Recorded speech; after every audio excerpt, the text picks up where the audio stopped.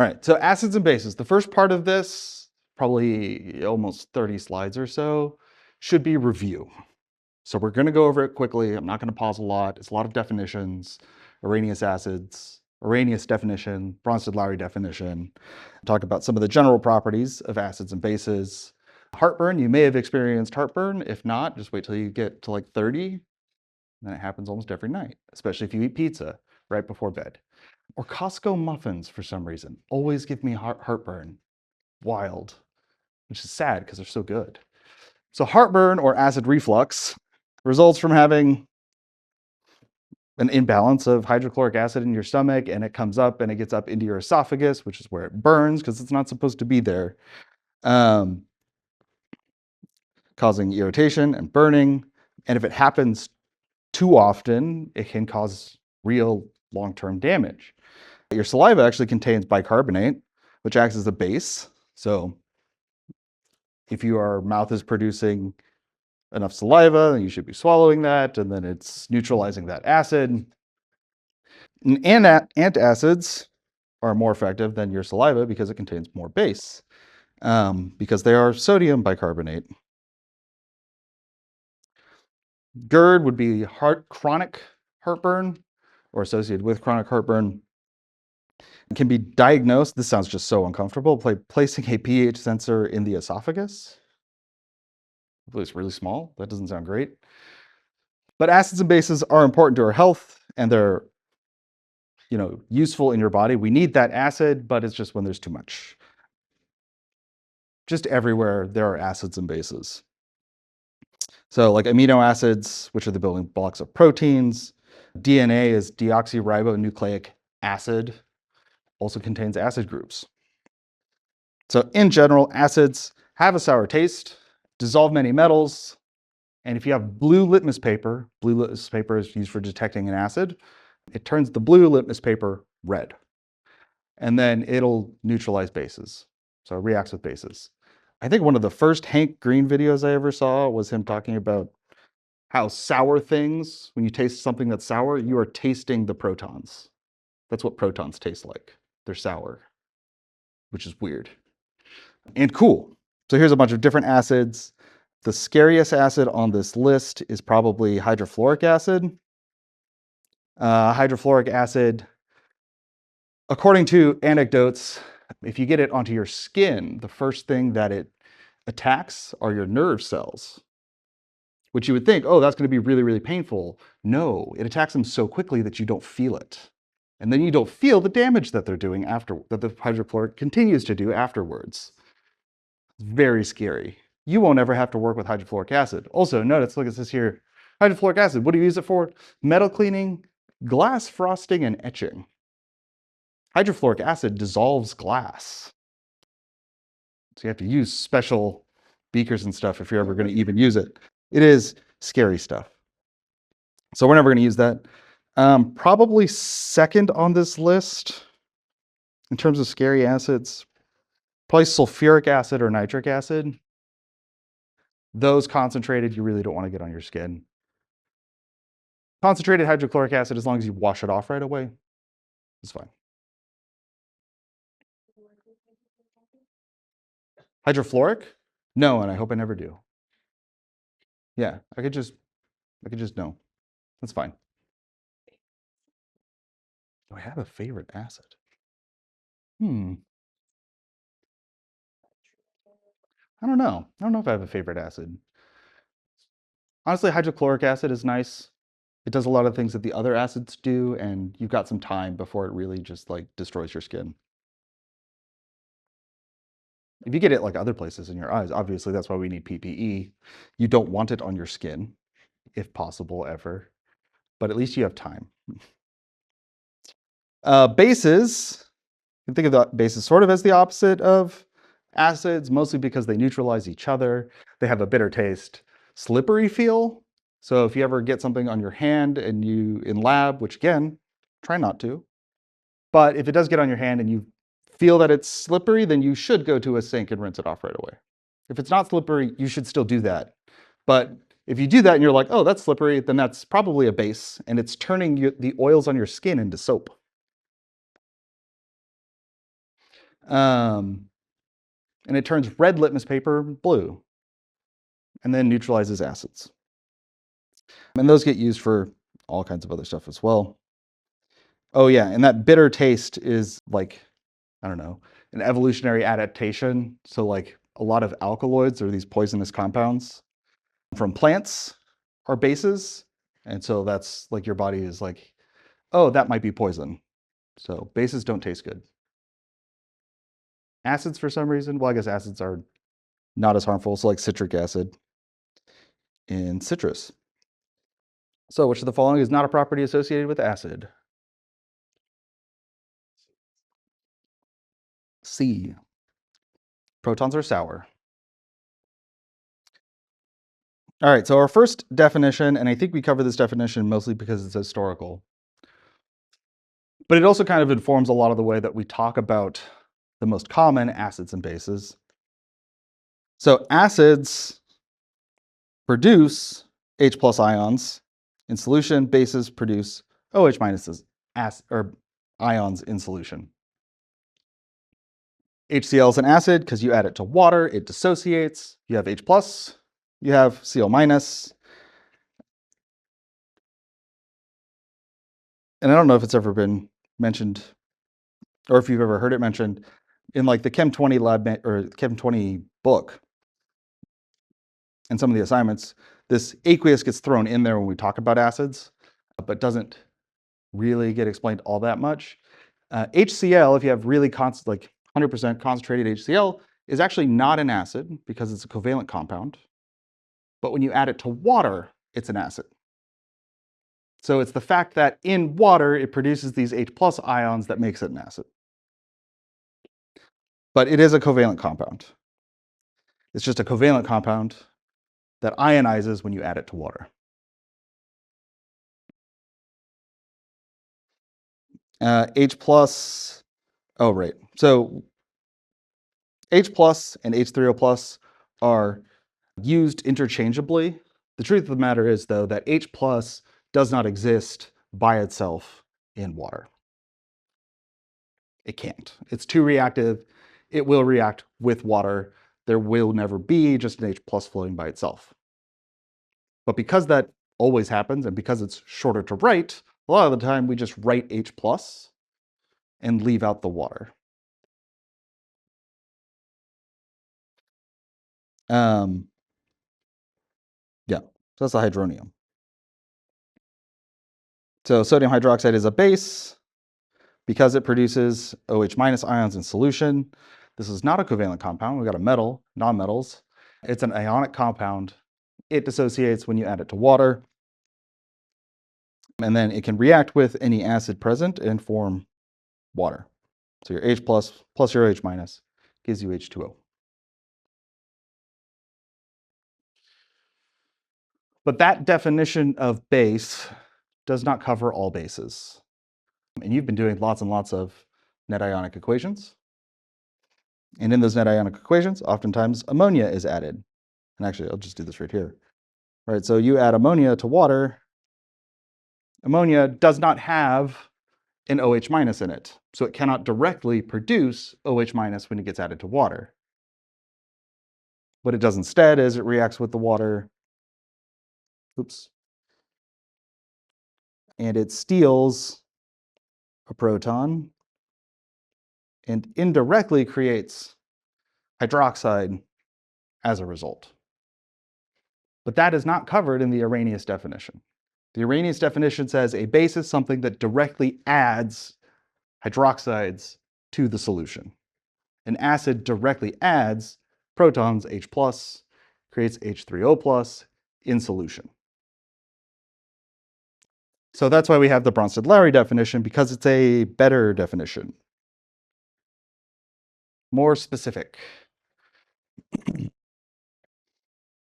And the way that this improves is that instead of talking about the OH minus, which can be produced as a result of ammonia reacting with water or something else taking a proton from water, really what's happening with acids and bases is that there's this exchange of these extra hydrogen ions. So acids are proton donors. They give away a proton, they give away a hydrogen.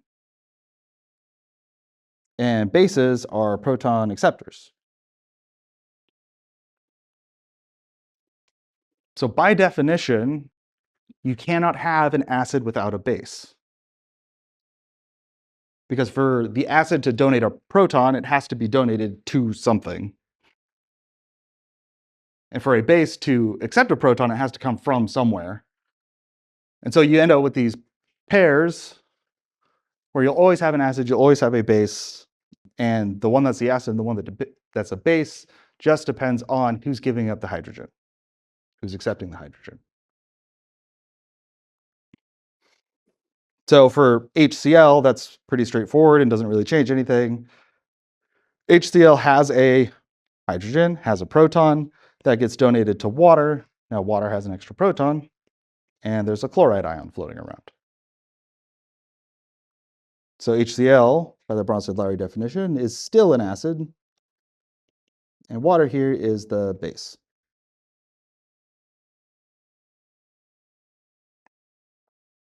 And this also works for NH3. Right? Ammonia is a base, a weak base. We'll get to those definitions. It's a base because it accepts a proton from water.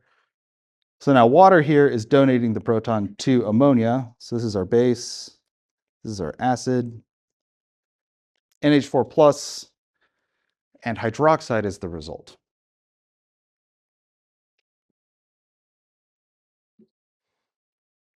So you can't have one without the other. And the Bronsted-Lowry definition lets us explain, or I guess the Bronsted-Lowry definition explains why ammonia acts like a base in the Arrhenius, or outside of the Arrhenius definition.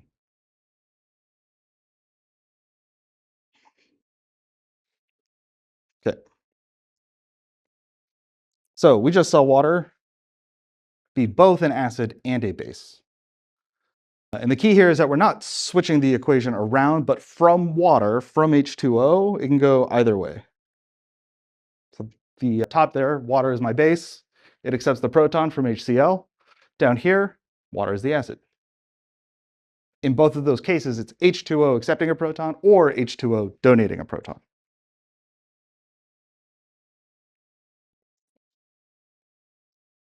We're not just flipping the equation around and going backwards. So the water is amphoteric, meaning it can act as an acid or a base, depending on what it's reacting with.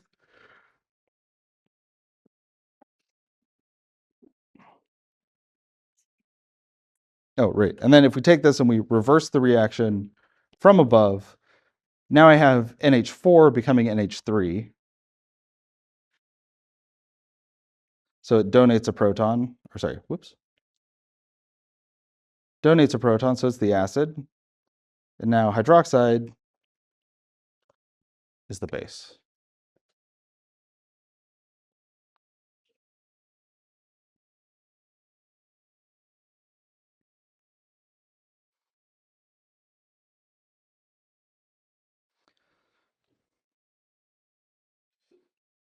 And being able to reverse this or having this be a reversible reaction is important because, again, we're going to get to, this is all going to come back to equilibrium. So the relationship between NH4 plus and NH3, right, depends on which way the reaction is written, but one of those is an acid, one of those is a base. And those form a conjugate acid-base pair. So NH3 is the base, NH4 is the conjugate acid.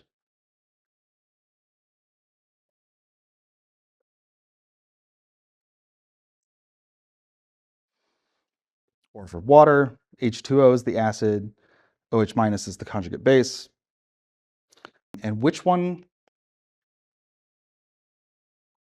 the way you tell which one, or yes, this definition of acid versus conjugate base depends which side, or depends on which one's in the reactants.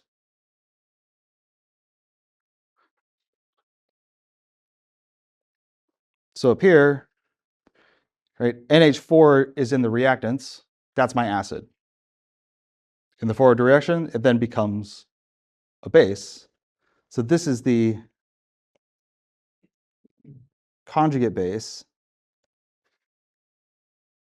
And here, hydroxide is a base, but it becomes H2O, which makes it the conjugate acid.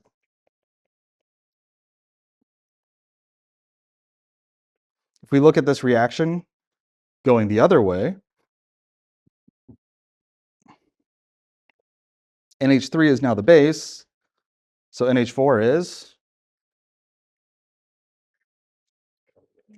conjugate acid.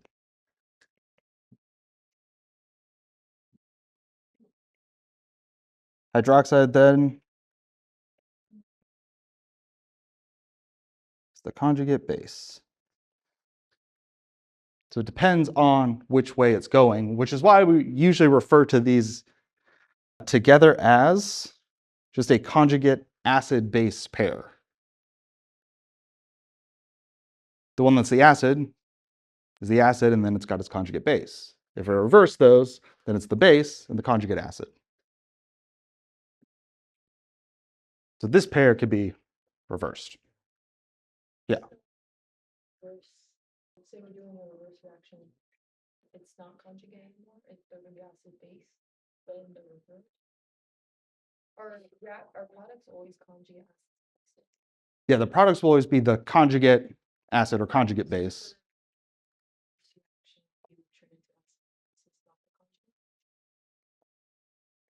Yeah. Yeah. It's a little bit, to be perfectly honest, it's a little bit semantic, because what we really care about is there's this pair. And the relationship between them is that they're conjugates, so they're opposites of each other. Yeah. So like if I was to just talk about, that's a good question. So if I was just to talk about this reaction, I have a forward reaction and a reverse reaction, simply because of the way that it's written on the page. This will still be the acid and the base.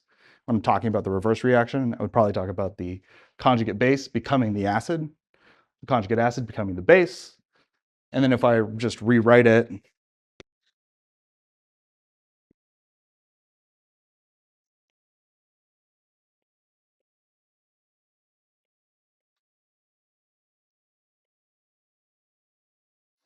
then this is the base, acid, conjugate acid,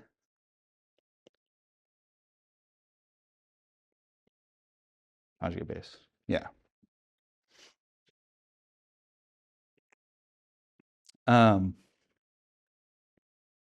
And always pay attention to the order. Like the order of these is not set in stone. There's no rules that I know of really for like the order that those would be written in. So like if these got switched, then NH4 plus, even if it's on the right side, is still the conjugate acid of ammonia.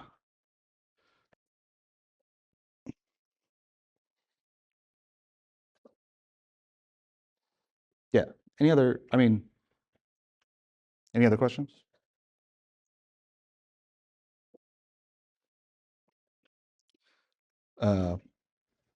Questions are still okay. I'm just not going to stop and ask super often. It is review, but like, I know how it is. It's been a semester and a summer at least since you took Chem 1. So might have questions, but I have office hours, or you can ask on Discord, or you can go to SI. All right, we talked about conjugates, blah, blah, blah. Oh, yeah, okay. Real quick, C5H5N plus H2O. Which of those is my acid?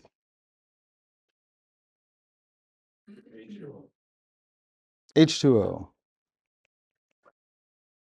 Remember, definition of acid and base depends on transferring of a proton, transferring of the hydrogen. So you look for what lost to hydrogen. Got H2O, becomes OH minus, lost to hydrogen, that's my acid. And especially when there's just two things, that makes the other the base.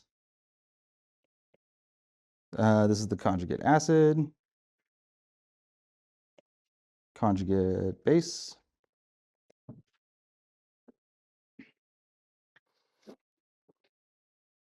Now I've got HNO3 and H2O. Which is the acid?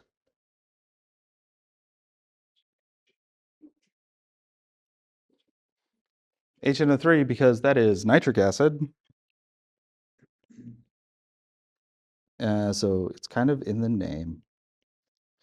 But it also loses a proton. So now this is the conjugate base. This is the conjugate acid.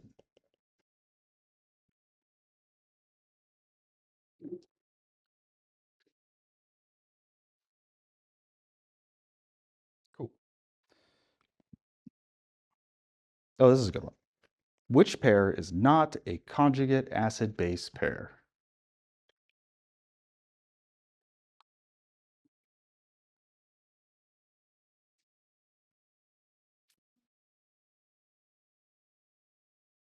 Conjugate acid-base pairs have to be different by one proton, one hydrogen. Not anything else.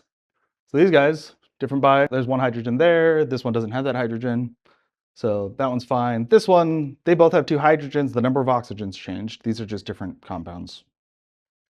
Sulfuric acid and sulfurous acid, so it's B. And then on the last one, different by just one hydrogen. Great. Acid strength. And this is where we can start talking about equilibrium a little bit.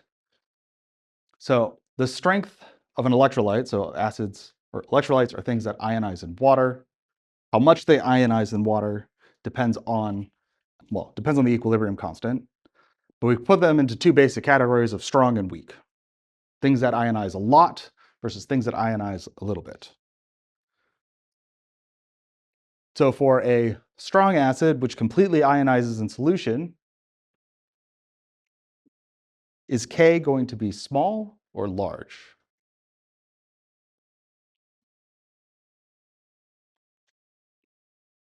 For something that completely ionizes, that means that it's mostly the products, which are the ions.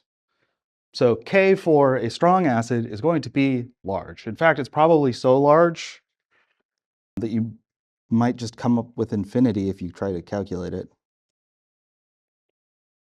And actually, for acids, we call this Ka, bless you.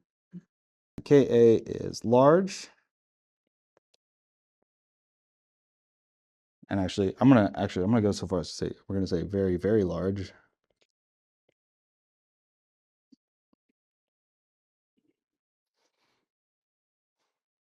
So for weak acids, then is Ka going to be large or small?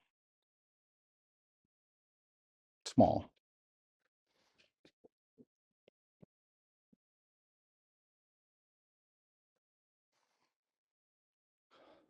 So really, strong acids are the easiest because the K is so large. There's going to be practically none of the original acid left.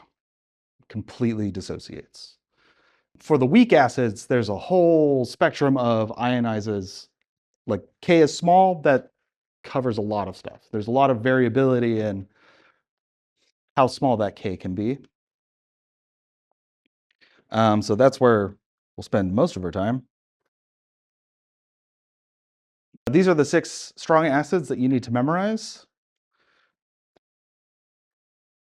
Honestly, the one that I like the best is, we call it's hydrobromic, but if it was all H's, then that doesn't make it very easy to remember.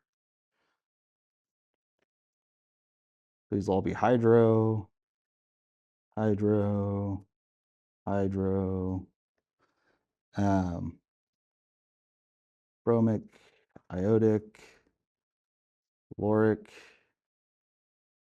acid. We got to stretch this acronym a little bit to get the second part of this. So BIC, and then you do perchloric. We're going to use the P and the E from that so that we can then do nitric and then sulfuric acids. Bic pens. They make pens.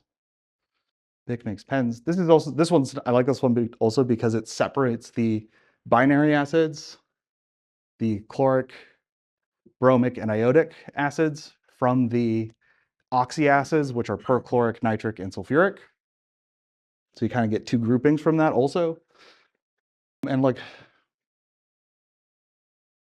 yeah, there's not a great, like, all the strong binary acids are all the acids formed from halogens, except for fluorine. So chlorine, bromine, and iodine. The only other thing to really remember about this is that sulfuric acid is diprotic, meaning that it's got two ionizable hydrogens. Only the first one is strong.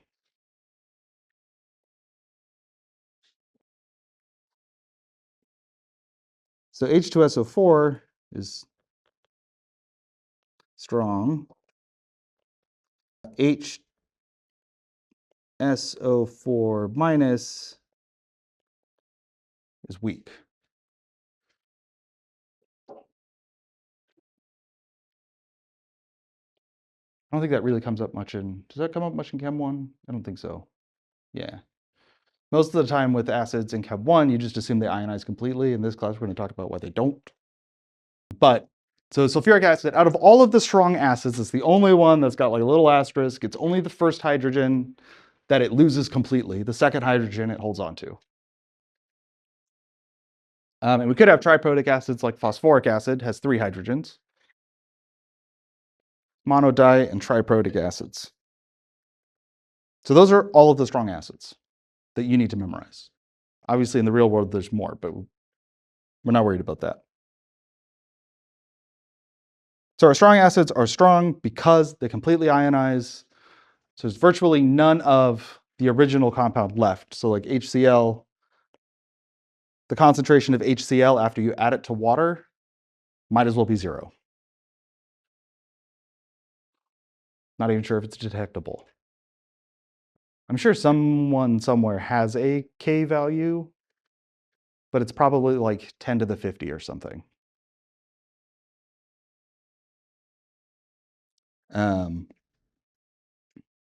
Real big. Weak acids, on the other hand, have a small K value, small Ka, meaning that their equilibrium favors the reactants. So mostly have reactants, very, very tiny amounts of products. I think for the most part, they're all like 10 to the minus 4 or less in terms of their K values. I think there's one that's 10 to the minus 3. So mostly in the solution, you're going to have HF, or you're going to have that weak acid sort of in its molecular form, rather than the ionized form.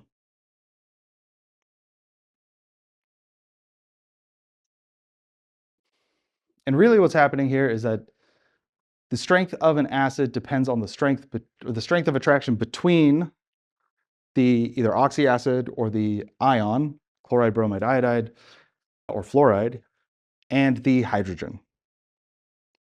Because there's this sort of, anytime you add something to a solution, there is a battle between water and the thing that you've added. Water wants to rip everything apart. Water is actually a very violent substance. It wants to rip everything apart. It wants to separate the ions. It wants to get in between. It wants to surround them. And so there is a battle between the hydrogen and whatever the anion is of our acid, the conjugate base of our acid. If there's a weak attraction, so like all of the strong acids, that hydrogen, not held onto very tightly, water comes along and it takes them all. In weak acids, there's a strong attraction, meaning that the conjugate base fights to hold on to that hydrogen. And for the most part, wins. Water's not strong enough to remove it.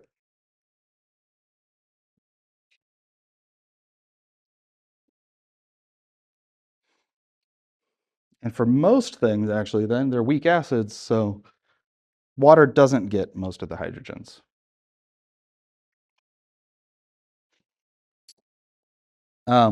What this means, though, the reason that this is important is when we start talking about conjugate bases, So HCl, strong acid, almost completely dissociates. When I add it into water, oops, actually you can just draw a one-way arrow, H3 plus, so Cl minus. We need to think a little bit about when I add something to water and it ionizes, how much is this ion trying to get hydrogens back? Because written like this is the acid, this is the base. But if I reverse it, I can also talk about, maybe I should have picked a weak acid. Right, this equation or this reaction up here will have some K value. And again, because it's a strong acid, K is going to be large, very, very, very large for HCl. If I reverse it, what's the K for this equation? Really small, right? Very small. Yeah, 1 divided by a really large number is going to be a really small number.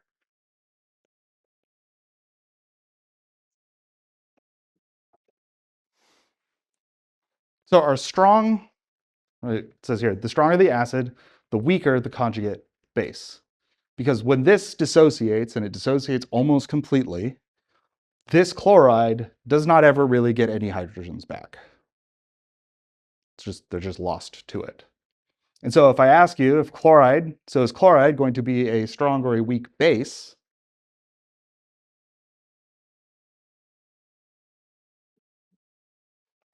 Right, bases are proton acceptors.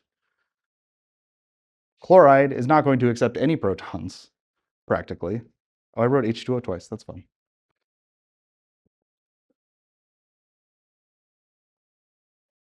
That's better. Because K is so small, this isn't going to happen at all because there's almost no attraction between chlorine and the hydrogen.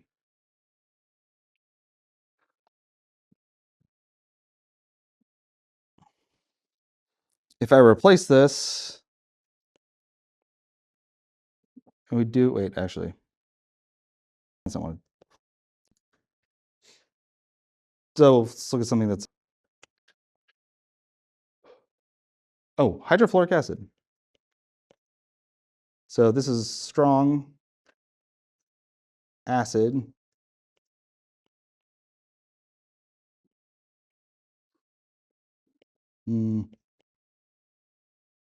Mixing terms there a little bit. HF is a weak acid, so we'll get H3O plus.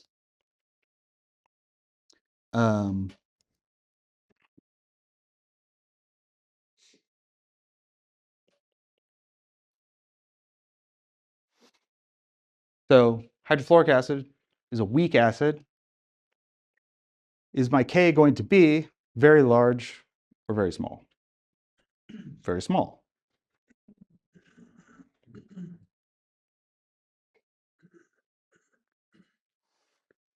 So for the reverse reaction, or I guess before we go into the reverse reaction, K is very small. What does that tell me about the attraction between hydrogen and the fluoride ion? Yeah, it's a strong attraction. The water can't take it. Can't take the hydrogen away. So if I reverse this reaction,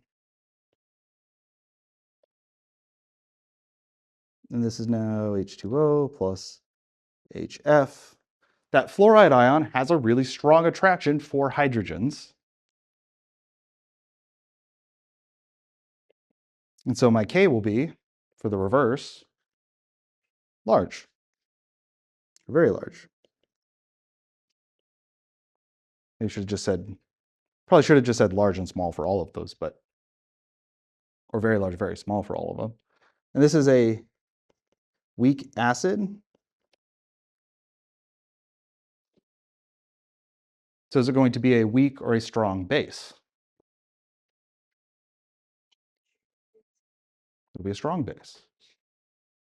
Because that fluoride has a really strong attraction for hydrogen ions. So if I add fluoride in there, it can absorb and take hydrogens from water.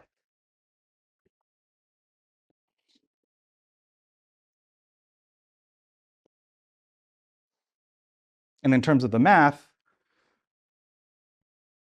that, I guess, that explanation goes parallel with the fact that the K, when it's flipped, will be large. So that equilibrium will favor then the products where I have HF.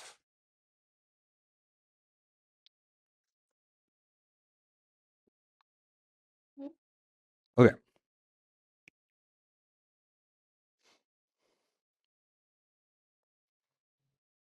So we know about K, uppercase K, equilibrium constants. For acids, we specifically call it Ka, equilibrium constant for the acid. If we were talking about the base, it would be Kb, the equilibrium constant for the base. So this is one way that we can put a number to the strength of an acid rather than just saying, well, it's a strong acid, it's a really strong acid, or it's a weak acid, a really weak acid. Being able to put specific numbers to those is helpful and helps us better compare them. And really what we're doing to calculate Ka is we're just writing out the equilibrium expression for the acid reacting with water. Because the acid reacting with water, water is a liquid, we leave water out of the equation.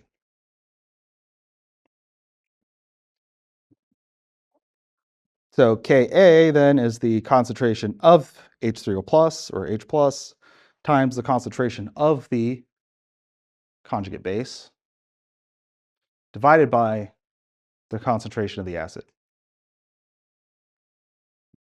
So if I have a very large Ka, then I have a lot of H plus and a lot of the conjugate base. That means it ionizes almost completely, which makes it a strong acid. And if I have a very small Ka, that means I'm not getting very much ionization.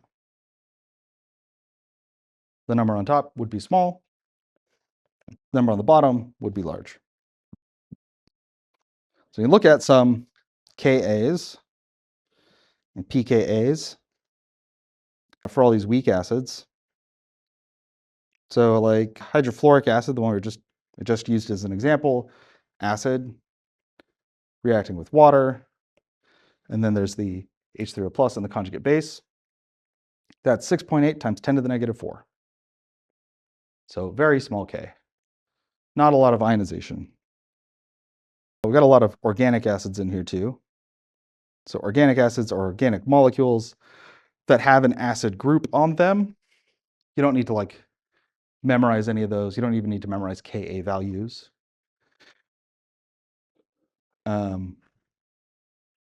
At the very least, I'll give you like a table of Ka values that you'll need.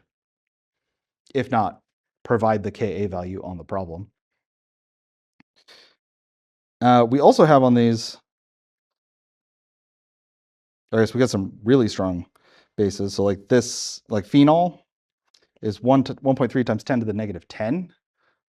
Oh, that doesn't show up for very long all the time, does it? Oh, there it is. Okay. But we also have pKas.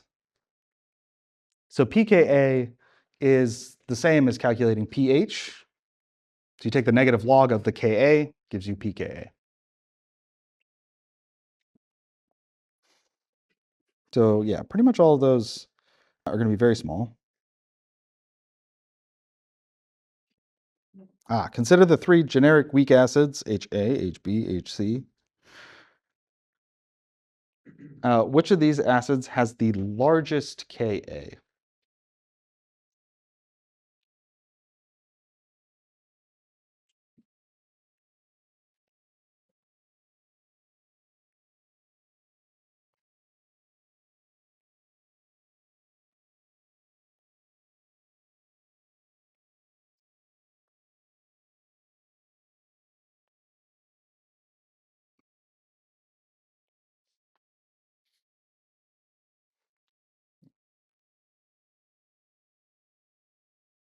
Hmm? Yeah, so I wrote this up here because, right, if I have a large Ka, does it promote products or is it favor products or reactants? Products. What would my products be for acid reacting with water? H3O plus A minus. So my largest Ka should have the most H3O plus, or H plus in this case. The atoms H pluses. So A has 1. So that would be the smallest. Because B has 4. C has 2. 2 H pluses. Dang it. Certainly said A. Largest Ka. Yeah. Ionizes the most.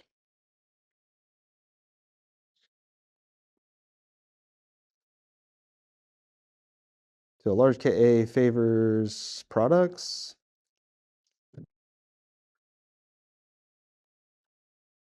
And produces